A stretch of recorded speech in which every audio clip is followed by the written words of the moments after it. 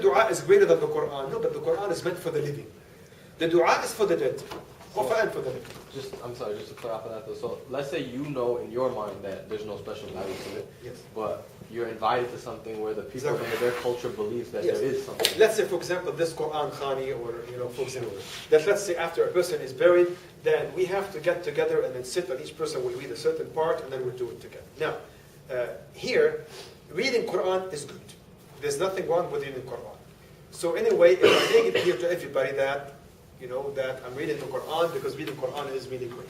However, if my participation, it means that I'm endorsing it as a ritualistic practice, I will not participate. I will not participate. So let's say, for example, that, let's say your family members, they look up at you, mashallah, he knows about Islam, and we take him as an example. We take him as an example in whatever, he does. And if they see you doing that, they will think that, well, it's permissible to do that, it's according to the Sunnah, because you look, Naeem is doing it, I will not do it.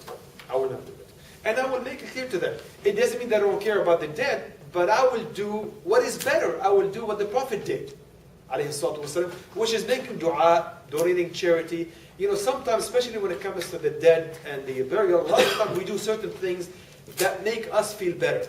But they may not be better for the person who died. What is best for the person who died is what the Prophet did, ﷺ. And what the Prophet did for the dead people is to make dua for them. The Prophet did not read Quran for the people that died. The Prophet made dua for them. Even if there's only one surah, actually, that's connected with death, that is Surah Yasin. But even that hadith is not authentic. It's not really solid hadith. And reading Surah Yasin is not for the person who's dead already, but for the person who's died, or who's really terminally ill. Wallah, she was first, and we'll come back to you. I have a question about making hajj for those who are dead, or in Umrah. You can do it after you do it for yourself. Yeah, is that actually legitimate? It is legitimate, of course it is.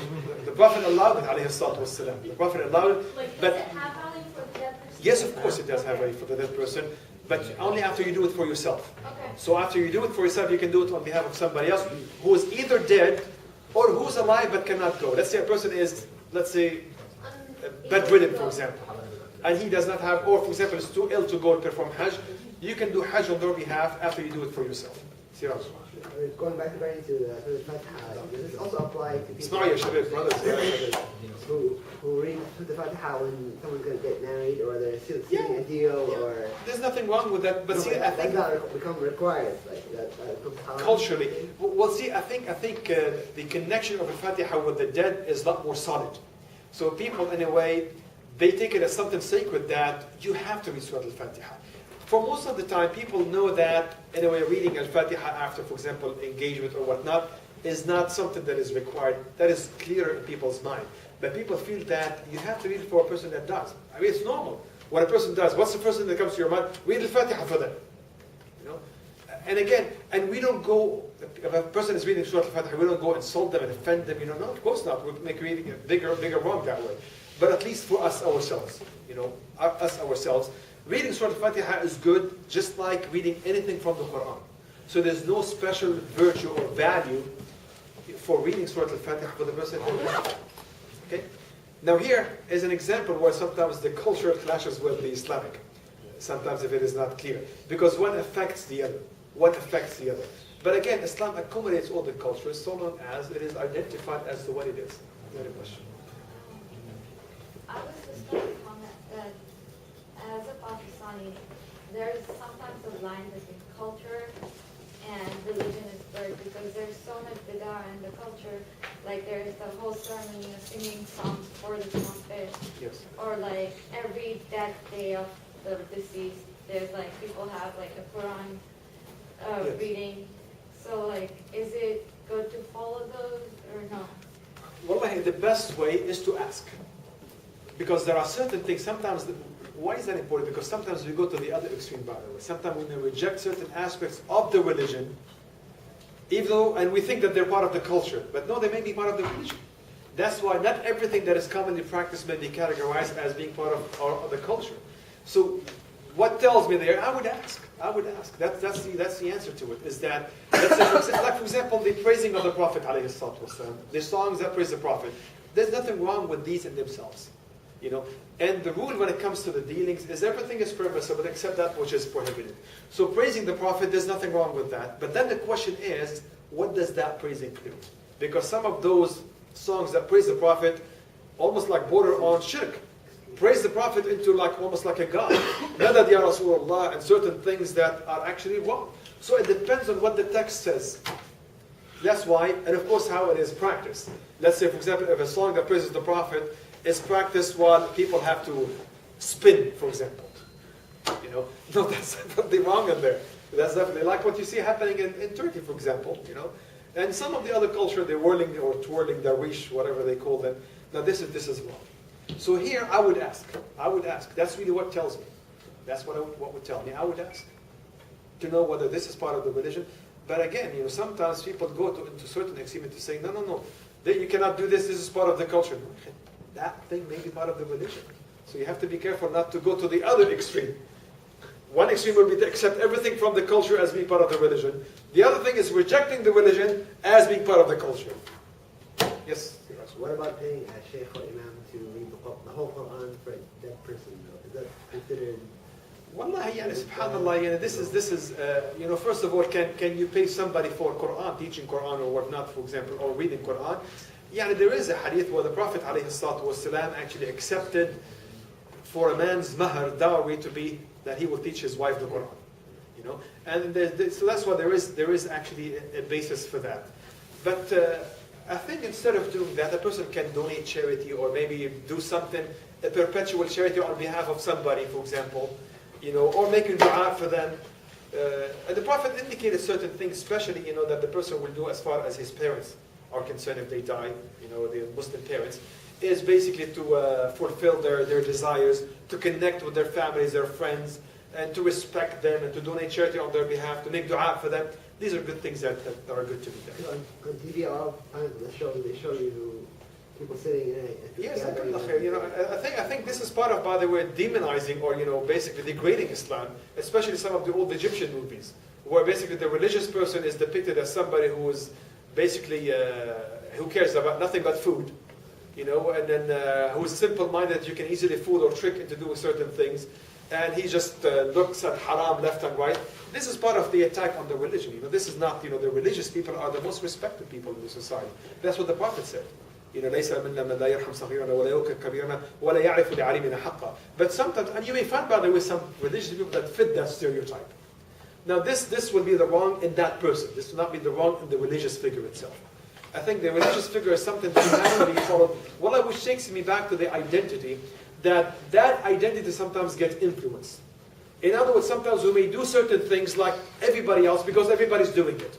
I'll give you an example. Since we're talking about religious people, you know, you'll find in some movies some Christians making fun of their priests and Jews making fun of their rabbis. Very funny jokes. You would laugh at them. You know. Anyway, they will do that. You know, you find that stereotyping their own religious figures.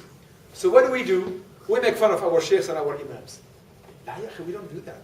This is not part of the culture there. That clashes with the Islamic principle.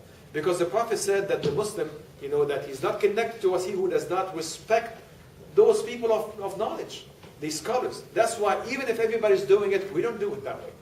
Or we make fun of our elderly.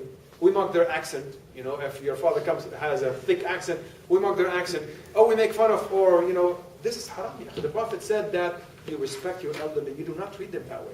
Even if the whole society is doing it, and it sounds funny, but still. Now here it's an Islamic identity. This is part of the Islamic identity. That's why even if the whole world is doing it around us, because by the way, this cultural aspect, sometimes we think, well, there are certain cultural baggage.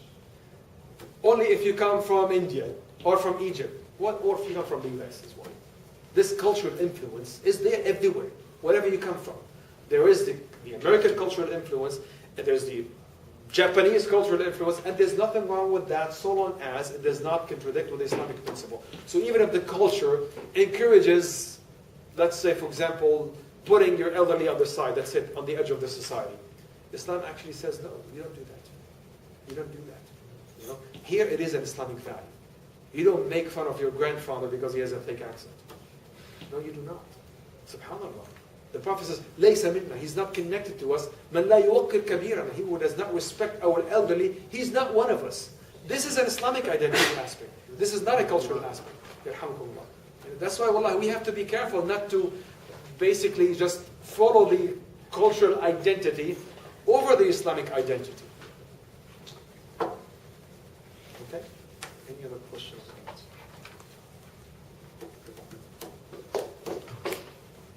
I have one question during prayer. Okay. I see a lot of people when they're saying tahiyyat, they're either doing this or they're doing this. They're correct. Both are correct. What's the Both are correct. what is this for? Well, there's a hadith that says that this is heavy on. It sounds funny. That this is, the Prophet did it both ways. The Prophet did it both ways. Okay? That's why both are correct. Both are correct. This is part of the madhahib differences. Part of the differences in the fiqh aspect. Okay? Any other questions or comments? Going once. Going twice. What do we do with the open Q&A? May 7th. May 7th. So in 2 weeks? 2 weeks? 2 weeks. خير.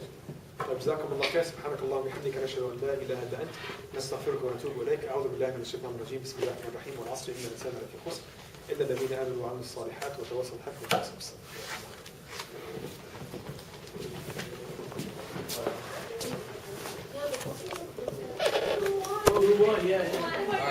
Jazakallah khair, Dr. Imad. I'm sorry, what? Jazakallah khair, Dr. Imad, for that lecture. Inshallah, you guys gained a lot from that. Distinguish between cultural identity and Islamic identity, and how you can sort of bridge the two together without compromising on your Islam, inshallah. So, the boards, they look beautiful, mashallah. They look great. We had a very impartial judge, since a lot of people were complaining that each board member would vote for their own board. So we had a very impartial judge and very fair. And the winner actually is... What? The winner is the North American board. So, North America... North America. South America. So this is the winner. The criteria was information and creativity. So that's what the boards were rated on. And we have a winner, so we will figure out what to give that group. So great job to everybody though. There is a cultural event actually that's coming up. And so we will use these boards on display to show the diversity again of Islam. We have the shirts here. So inshallah, I'm going to start selling them. If anyone's ready to buy the $10, just come tell me your size. We show them? Show them. Yeah. These are the shirts. This one? So, Back. so